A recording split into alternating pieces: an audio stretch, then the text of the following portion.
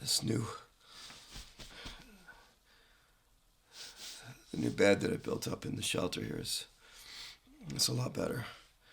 I was able to actually stay a bit warmer through the night, which means I can get that much more sleep, which in turn means that my thinking processes, my brain will work better. And people really underestimate how dangerous it is to not sleep in a survival situation. You've got to get as much rest as you can because your mental faculties have to be as sharp as they can be every single moment. So this helped a lot. I want to get outside and check out my bird traps and see if there's anything that's waiting there for me to kind of pounce on it and resecure my fence, make sure that none of the larger predators are able to get in close to me. It's been a few days now, and I'm starting to feel a bit weak, so I've got to do something about food.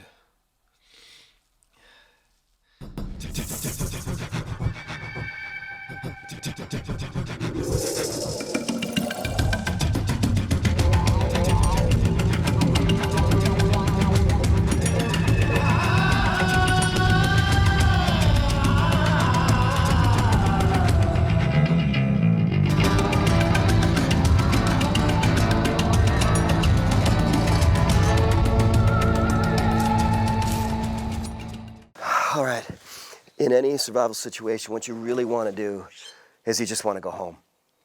So that is why knowing how to signal for help is just vital. And it's usually the first thing that you should be concerning yourself with is how can you get a signal out, a message out that you're in trouble and that someone can then effect rescue. So in the case of if you happen to have a cell phone with you, the reality is most of the time you probably won't be able to get a phone call out, but you can often get a farther signal to reach out by texting. It's amazing. You get a little ping and it goes out, and people have actually been rescued simply because they've been able to send a text when they could not call. So that's a vital thing to do. So I think in this situation I will do that. And double cheese, pineapples, mushrooms, thick crust, and go. And there it goes. All right, so that message got out. So that is a great way to signal, is just get a text out if you can, and then someone can come in to rescue you. So I'm just outside my shelter right now, and I've got to peruse what's around me in the local forest to see what I can take advantage of.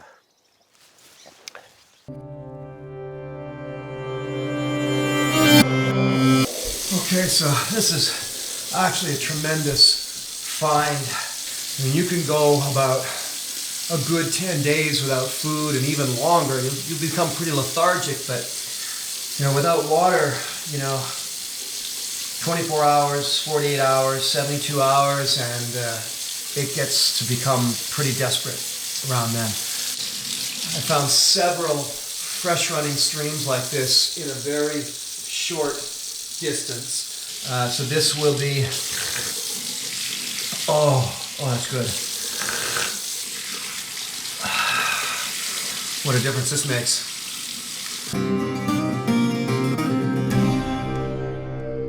This is mint. Now I decided to look a little farther into the forested areas to see what I could find, and sure enough I find this patch of mint. It shows you that if you do not go out and perform at least some reconnaissance missions, that your chances of finding things they're nil at that point. So you do need to perform some, and that way you can find out, hey, I've got this cabin over there, or there's a pathway here, and in a case like this, you actually might find something that can give you sustenance. And this is a wonderful, let me show you, wonderful patch of mint here. Break some off. Isn't that just beautiful? The only thing now that I'm dealing with is it looks like it's likely going to rain, so I might not be able to be out here too much longer and have to sort of just huddle into my small shelter and wait out the storm.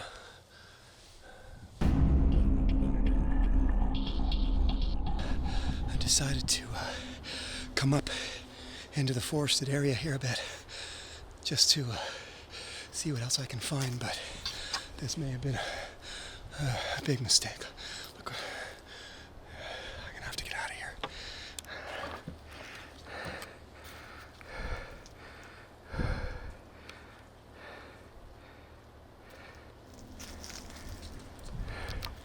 Okay, right now they don't know that I'm here.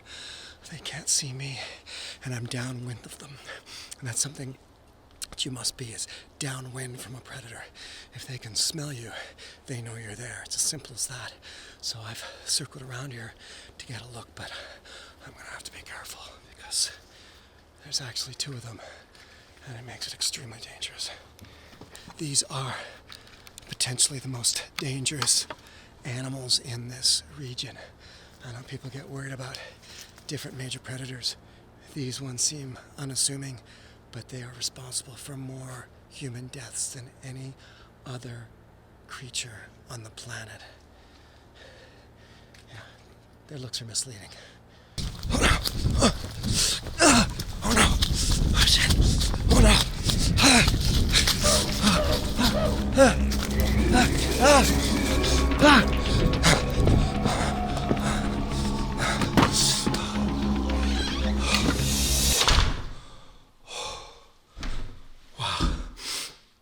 That was really a close call.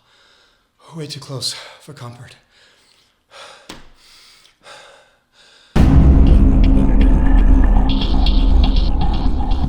Okay, one of the things that I get asked about a lot when it comes to survival is, well, how do you go to the bathroom out there? And you'd be amazed at how much natural material there actually is. In fact, some of it even really good for you.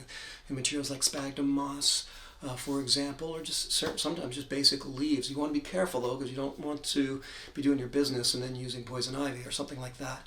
I actually was able to take some natural plant fibers and I pounded and pounded and pounded them and flattened them out. I did some drying and some twisting and some weaving, and I've been able to actually make myself some toilet paper, essentially. I mean, even though it's survival, when you gotta go, you gotta go. And so, toilet paper can be essential. And so, in this case, I only want to make a small amount of it, and just fold it over. But that's directly out of plant fibers.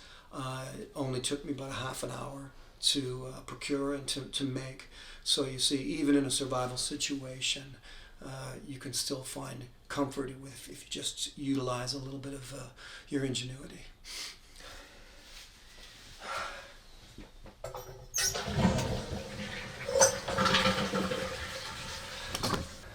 Okay, this is so incredibly fortunate. In all the survival that I have done around the planet, this has only ever happened one other time, and that was when I was in Alaska, and I came upon where an eagle had caught a fish and had left it behind, and it was a half a fish there, chewed up, but it was still edible. It hadn't gone bad at all. That was a real fortunate situation. You don't come upon circumstances like that very often, but it's happened again for the first time in a long time. I heard a bit of a scuffle. I thought something was going on out here. I couldn't tell whether 2 animals were fighting or something, but I came out and they sort of spooked away, and this is left behind for me. Now I'll have to just test it, make sure that it's still edible, but by the looks of it, it looks like it might be just right. Sort of cut into it a bit. This is just such an incredible find. I'm trying to pull a piece off here. There. Yeah. Let's just see how this might work. Okay. Well, some of it I might not be able to eat, but for the most part, it looks like it's still fine. So.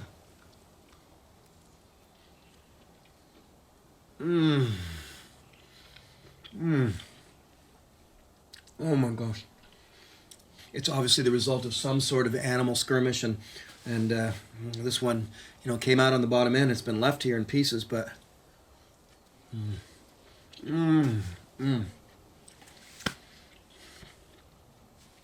What a lucky find. Well, it's going to get dark soon, and I don't know where those predators are, so I want to get back inside my shelter.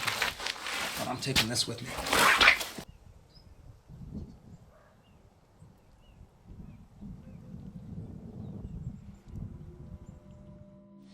All right, this has been actually kind of an incredible day. I've been waiting out the weather. It's cloudy, then it's sunny, then it's raining, then it's not. You can see I've actually built this little overhang here, which is just an extension of the shelter. It's really easy to do that, is to extend the shelter out and give myself a place to get in out of the storm rather than try to build a whole other location. And that's what I've been doing, sort of waiting out. The birds are actually, sometimes I think they're just taunting me. I've had a tough time. They're coming in. There's a couple right now. See, that's just a lot harder than it looks. And my reflexes are really well trained for this kind of survival trapping and hunting, but I don't know. The birds in this area are very fast. You know, I think in reality, the toughest thing about surviving is the loneliness. When I'm out here and I'm unable to, build a shelter, go hunting, go fishing, get food, it's really hard on the psyche. And I think this is something that's underestimated in survival, is the loneliness.